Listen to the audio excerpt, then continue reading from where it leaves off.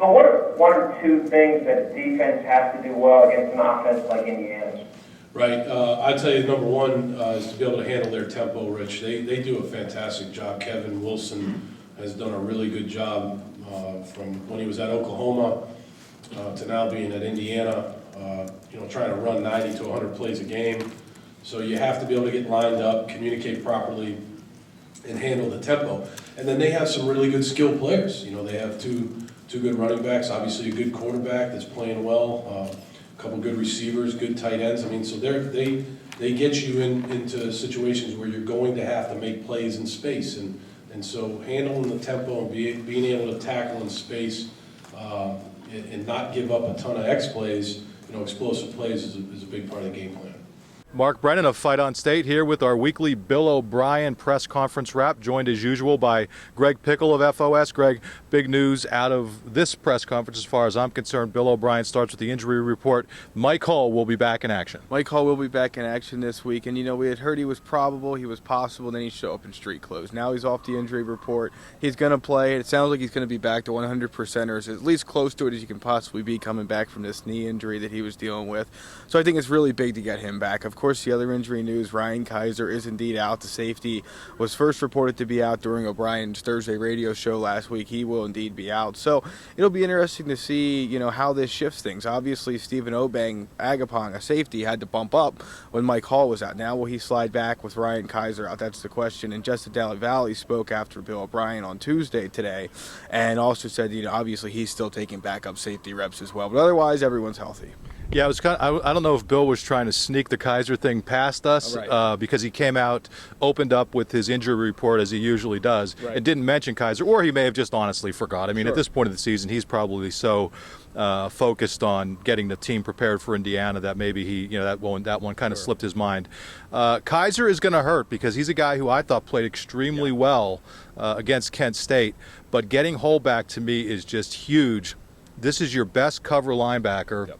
And I think we saw in the games, even when he played and wasn't quite there against UCF, wasn't completely healthy, right. You could see where they were really missing him when he Sure. was out. Last year, I thought he did some great things in coverage, and it's going to be real key to have him back, in my opinion. Oh, absolutely. Yeah, no, Mike Hall is obviously a guy that, when healthy, can be a major impact. And I think what you'll see Saturday is that you'll really notice a difference between when he played and he wasn't healthy and what you'll see Saturday if he is indeed fully healthy. I think you're going to see a guy that just gives a major boost to this Penn State defense. And it's a simple reason. Like you said, Mark, he's good in coverage. And against this Indiana offense, you're going to need guys good in coverage that can play physical with the tight ends or whoever they match up against. And Mike Hall can do that. So, yeah, I think it's invaluable that he's back for this, Big Ten opener. Yeah, the other thing I really liked about Hull last year, even when he wasn't starting, he was a big playmaker, whether he was blocking punts, intercepting passes, had a fumble return for a touchdown, sacking people. So this guy's, when he's healthy, he's a playmaker, and that's going to be, again, important. I keep repeating myself, but against an Indiana team with an outstanding offense. Bill O'Brien was asked about that offense, and he said the key is really being able to stick with their tempo. They do everything so quickly. Right. Penn State kind of dictates tempo, but Indiana does it a little bit differently, getting real quick passes out there. How do you pressure the quarterback? This is going to be a challenge for the Penn State defense. It is. And, I think it's going to be a lot similar to what we saw with Blake Bortles and UCF. Nate Sudfeld does not take a long time to get the ball out of his hands. They get guys open in space. They utilize the flats a lot. I think it's a great challenge for Jordan Lucas and Trevor Williams and the rest of this Penn State defense. Look, we really haven't had a great opportunity to see where these guys are. UCF, yeah, okay, that we got to see a little bit. But Kent State, they can, it can be touted that they shut out Kent State. At the end of the day, it's Kent State. They're not going to possess what Indiana will possess Saturday in Bloomington. I'll be interested to see how Penn State's able to react not only to the tempo but to the use of a pair of running backs in Tevin Coleman and Stephen Houston that, as Bill O'Brien said today, really get out in space a good bit. Yeah, on the other side of the ball, obviously, Indiana's defense is just bad, and that's the difference. If you want to talk about huge differences between UCF and Indiana, UCF has a pretty good defense. Not a great defense, but a good defense. We saw against South Carolina that they came apart a little bit when Carolina was really running it down their throats. But Sure. That's a better defense than you're going to see from Indiana, and Indiana is giving up a ton of yards, over nearly 250 per game on the ground, and it's going to be Zach Zwinnak, Bill Belt, and Akeel Lynch, you would imagine that these guys have an opportunity to have a field day. Oh, yeah, I think Penn State could probably not run one pass play all day and still beat Indiana. I mean, their defense is 106th in the country. It's brutal against the run. It's not good against the pass. For Penn State to lose this game, in my opinion, they'll have to beat themselves offensively, because I just don't see any way that Indiana consistently stops Penn State in this game Saturday. Yeah, I haven't seen the over-under yet. It's Tuesday. I'm not sure if it's been posted, but I would definitely take the Low over. 60s. Yeah, it's low 60s, 62, I believe. So I would definitely take the over in this one. Something that kind of jumped out at me from the press conference was this week, very, very, very, very little talk about the sanctions being reduced. Now, Bill O'Brien had a chance to address it last week, and a couple of players did last week, but really, he was basically asked what impact this may have, what feedback he was getting from recruits, and since you handle a lot of recruiting, you could tell folks what he had to say. He said it was positive, and he said he's only talked to a few of them, and he said it was positive. And I'll be quite honest with you. I checked in with most of the commits and some guys, and of course Brian Doan did a fantastic job checking in with some of these guys. But in terms of what their reaction is, I hate when the question gets phrased like that, because of course it's going to be positive. I mean, right. even if a kid doesn't think so, he's usually not going to say, I'm still, that downgrades Penn State in my mind. So, of course the reaction's been positive, but generally speaking, I think a lot of kids are excited about this. They maybe understand more now what the loss of scholarship means. I'll be quite honest with you guys, I don't think many kids ruled Penn State out, and their main reason, and they could explain, was the fact that they didn't have enough scholarships and they had 65. It was the stigma of sanctions in general. It was the bowl ban that a lot of kids really got turned away from Penn State by. So I think once kids understand and explain this, and you can bet the staff will be explaining this to kids. Stan Hickson did it with Chris Green out of Ohio already. Yeah.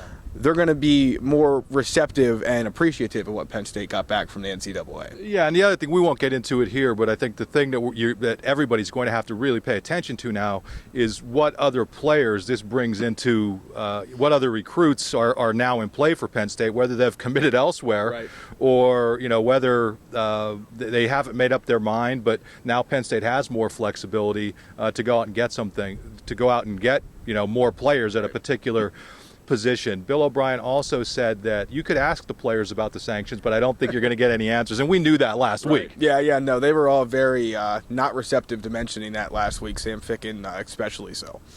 Yeah, and otherwise from this press conference, I would say it's one of the duller press conferences. I think that O'Brien, it really seems as if he's geared up for game week, for rolling into the Big Ten.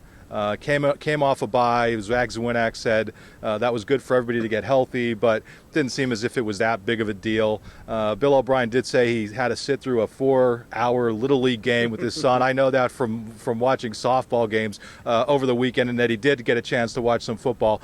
But other than that, it's kind of low-key, and I bet you if they win this week, it's going to continue to be low-key at these press conferences, because Bill O'Brien's just trying to keep everything on an even keel. There was the huge news last week, but he is going out of his way to keep everything on an even keel. Yeah, he really is. We've spoke previously, actually the last 2 weeks before the bye, about how informative and in-depth and sort of lighthearted these were. This week, a little bit, but not so much. It's game week, it's Big Ten time. The fun and games are over, so to speak.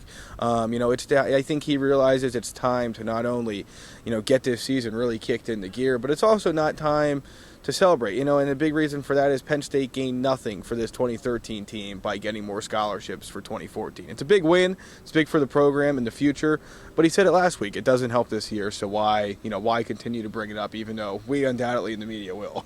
Yeah, one thing on a personnel note that I thought was interesting, and not because I asked the question, but I kept wondering whether Matt Lehman was going to be eligible for an extra year with a transfer, and I mean, as long as his career has been already.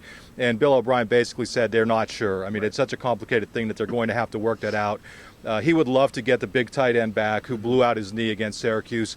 But when Bill O'Brien goes on the record the way he did for Matt Lehman, I think it speaks well. He said if he's not playing at Penn State next year, he'll be playing somewhere in the NFL. Basically, I'm paraphrasing. But to me, wow, what an endorsement from a guy who's been a great tight ends coach. Yeah, no, he mentioned that previously about Matt Lehman, and this is, maybe the second or third time he said it, and every time it just maybe gets a little bit more resounding. I think he really believes in this kid, and I watched Shippensburg play in the PSAC this past Saturday, and it just amazes me that Matt Lehman did not play for them. during his time there. But, he comes here to Penn State, obviously carved out a nice niche for himself last year.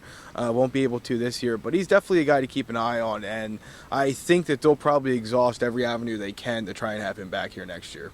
Cool. Well, that'll wrap it up. We're not going to go quite as long as usual because there wasn't really all that much to talk about. I'm Mark Brennan, Greg Pickel, Fight on State, our weekly Bill O'Brien press conference wrap. We'll leave you with some comments from the coach. Bye weeks are really important. We actually have two this year. We just had our first one. Bye weeks are important for many different reasons. Number one, our staff can get together and really look at the things that we've done in the first 4 weeks. Your team's identity is pretty much formed after the first 4 weeks, so you can look at different things like heavy tendencies in different areas of the field or down in distances or whatever you may have tendency-wise and try to correct those. You can look at individual players and figure out what we have to do during this bye week to try to get these guys better. You can look at your team and say, okay, you know what, we're going to scrimmage our younger guys at the end of every practice and see if we can improve the depth on our team, improve these younger players, and not only for this year but for the future. So bye weeks are really important, and I think we had a very productive bye week. Again, how productive was the bye week? The proof's in the pudding on Saturday against Indiana.